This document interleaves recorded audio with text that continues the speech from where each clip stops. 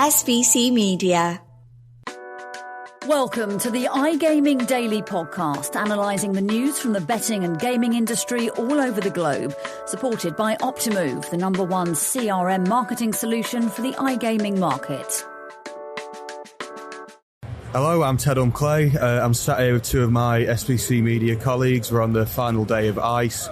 Coming to the close of what's been quite a busy 3 days for all of us involved, I think. Before we get into this discussion, of course, I should mention our sponsor. This episode of iGaming Daily is sponsored by Optimove. Optimove is the #1 CRM marketing solution for the iGaming market. 56% of the EGR Power 50 personalised player experiences with Optimove. As I said, we're coming towards the end of ICE. Lucia, I'll start with you. This is Lucia Gando from the Noticias team. What have you been up to at ICE, Lou? How's it been going? Spoken to anyone interesting? Oh yeah, a lot of interesting people. Hello to everyone, and hello to two of my favorite SBC guys. Thank you. Happy to be in this podcast with you. Yes, we've had a lot of interesting meetings with Latin people.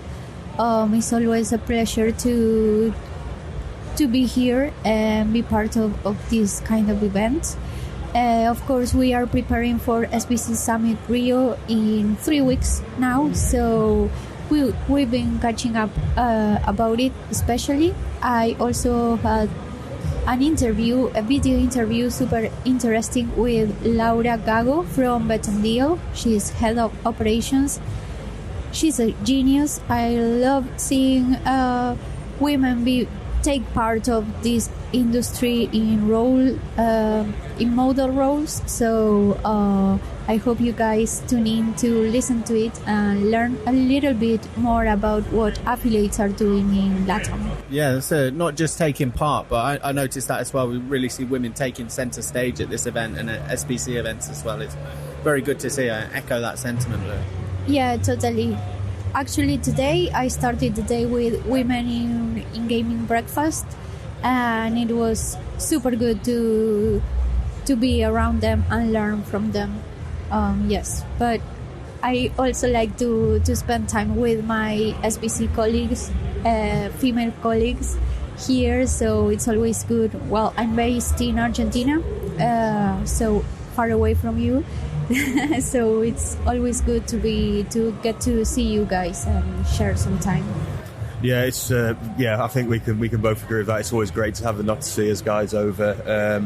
It's a rarity, but I think that it makes it a bit more special. It's always good to see you guys and to do some work with you. Excited to join you guys in South America in a couple of months. That's what we're finally crossing over to that side of the world. Very exciting to be in South America, and happy to join you and you guys on the podcast as well today. And Lou, I've got to say, you are the best dressed person at ICE today. Fantastic, looking brilliant.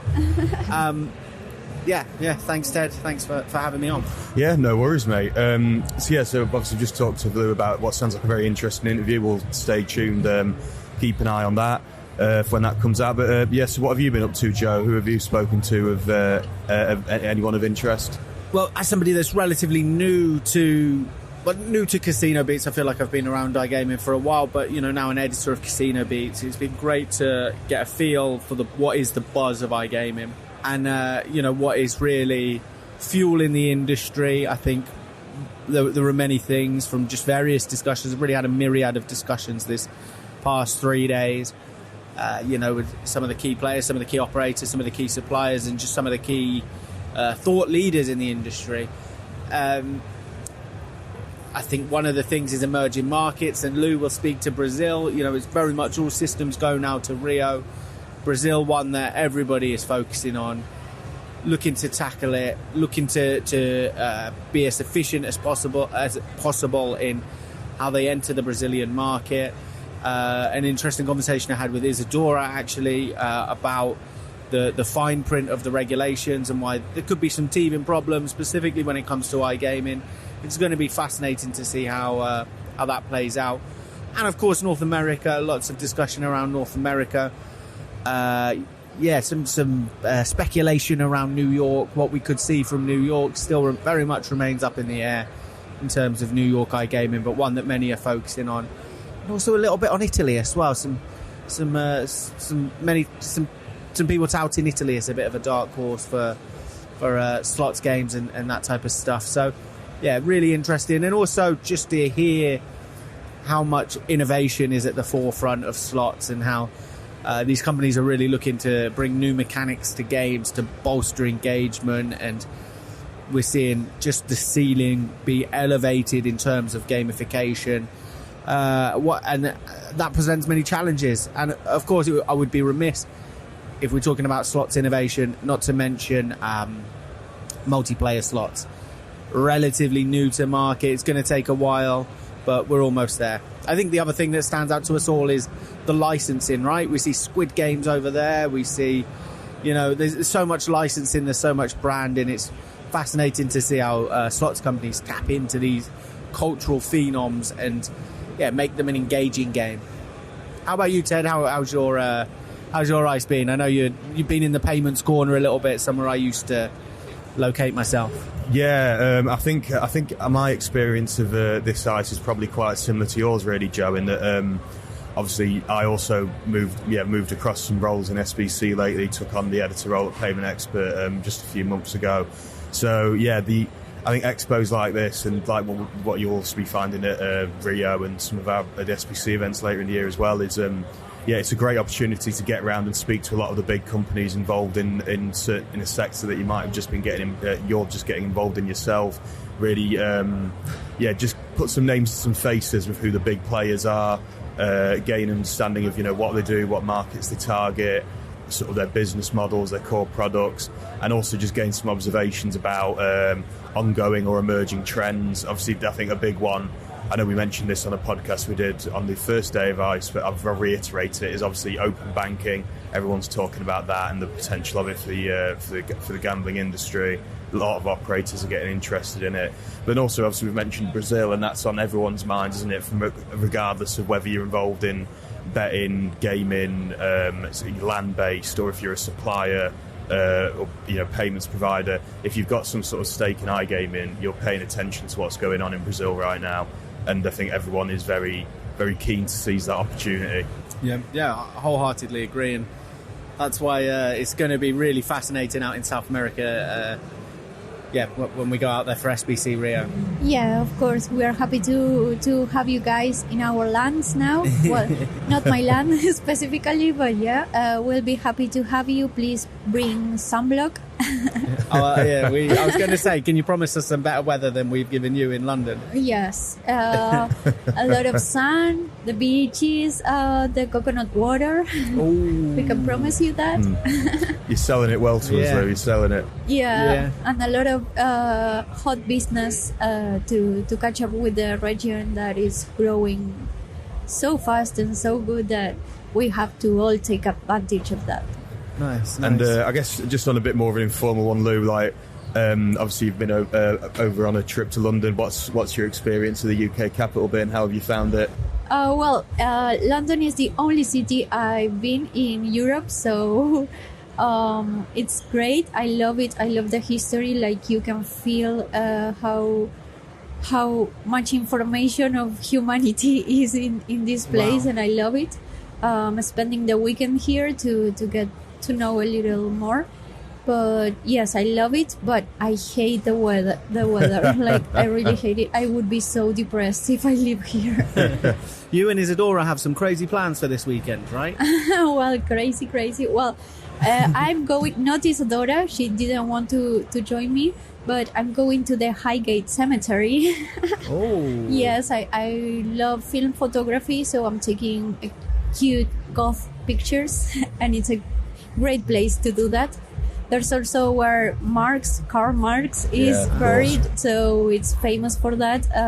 I think there are a lot of famous people there, but it would be interesting. It's got a lot more historical significance than I think a lot of people give it credit for, doesn't it?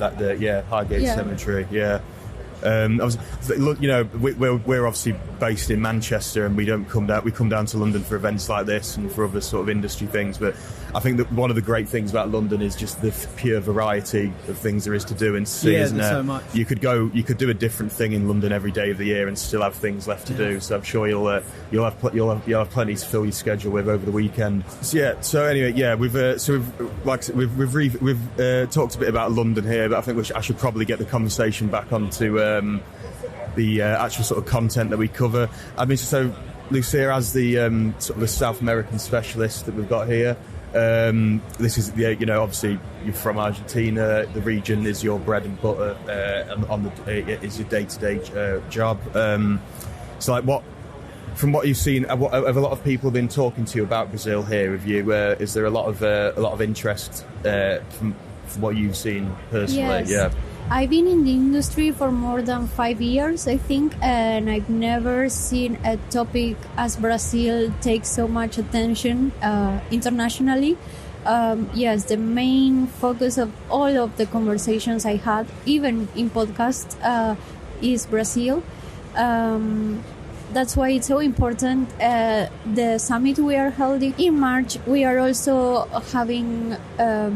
Brazil is also starting the process of getting the licenses for operators, so it's just right on time for our event where regulators are going to be, also from Argentina and from Central America. So it will be a hot place to be.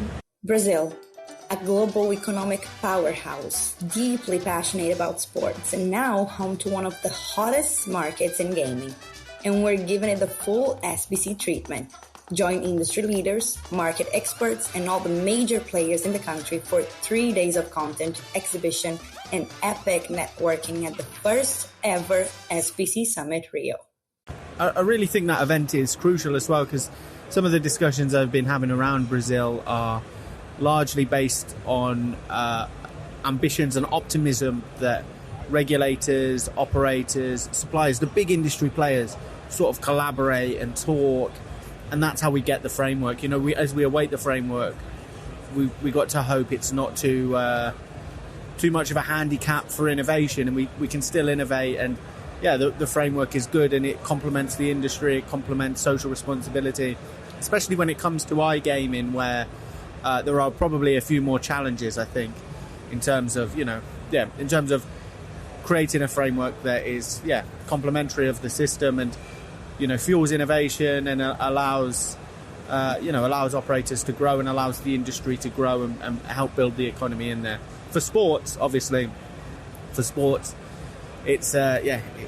to be easy, right? You're such a sports mad nation. You're Argentina, obviously, but you're such a sports mad region. I think the whole of South America is so passionate about sports. When it comes to sports betting, I think that's going to be easy. I think the iGaming one will maybe create a few more, maybe have a few more teething problems and create a few more complexity. I think this Brazil in general will have a great impact on the sports development in all the region. So being the example for Latin America, of course, right now Colombia is the example because they were the first country that regulated. But Brazil, the popularity of Brazil will get us paying attention to it. So it's going to have a great impact on sports, and I think in Argentina as well, at least. We will see an update of the sports industry thanks to the inclusion of sports betting as a now regular activity, entertaining activity that people will participate in. Yeah, obviously, each market requires its own intricacies and its own approach. But I do hope that that there are lessons learned from the European market in terms of marketing. I hope football teams aren't just flooded with sponsorship. We see the sports industry and just flooded with sponsorship. I hope there's a bit more of a meticulous approach. Although it does seem like Brazilian fans are more accepting of sports betting sponsorships and gambling sponsorships because they know how much the funding can help boost the club. Yes, of course.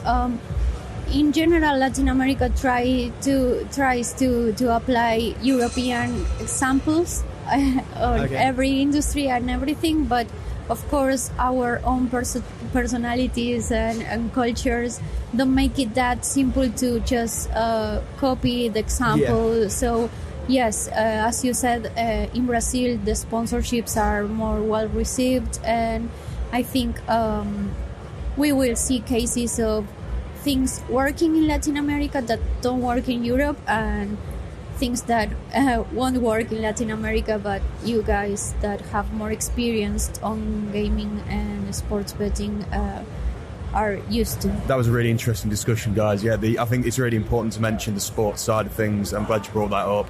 We'll see a lot of sponsorship and marketing activity. And I know also, if we want to talk about Rio, actually, just to mention this quickly, obviously there are going to be some football clubs, some representatives of football clubs attending the Rio Summit, aren't there? So I think it'll be quite interesting to hear their sort of insights on that. But just sort of bringing this back up to what we've been doing at ICE, just before we close off. Lou, could you just tell us a little bit about what have you learned from some of the interview that you did today? Like, what were some of the key talking points from it? What can we expect to find more out from that? Well, as we were talking, the Latin American industry is a little bit behind Europe and the US regarding how well accepted it is in society, but we also see this in the affiliate side. It's not that popular. People don't really understand how it works, why is it so useful, why operators can benefit from that.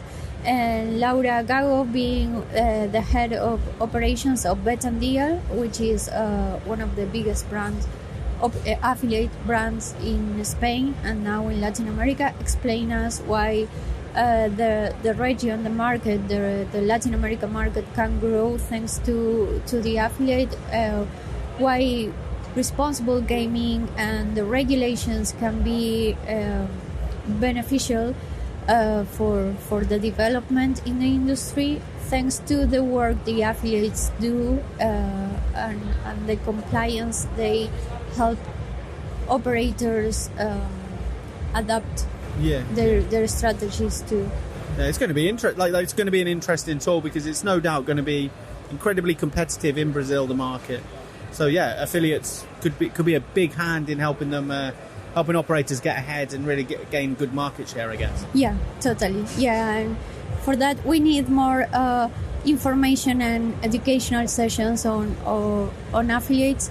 So Laura Gago is a really great way to start. Yeah, definitely. Yeah, thanks, Lou. That sounds really interesting. I think that's really nice little snapshot of what we can expect from that interview. It's always good to take full advantage of these events to get some good content out of it and speak to some really interesting people. So yeah, I'd encourage everyone listening to keep an eye on for that interview to come out and see the full thing and really get some good insights out of it. But and as ICE is coming to a close, I think this episode is now coming to a close. So roll on Rio. Again. Yeah, roll on Rio. I'd encourage everyone to check out the SBC events page, check out the Rio Summit. There's some really interesting speakers there. And SBC Noticias as well. Of course, yeah. But yeah, thanks again, guys. It's been great to speak to you about this. And Lou, I hope you enjoy the rest of your trip around London. Thank you very much, guys. Thank you for listening to today's iGaming Daily podcast, supported by Optimove, the #1 CRM marketing solution for the iGaming market. If you want to find out more about some of the subjects raised today, feel free to explore any of the sites in the SBC News Network or check out the latest edition of the SBC Leaders magazine. Happy reading.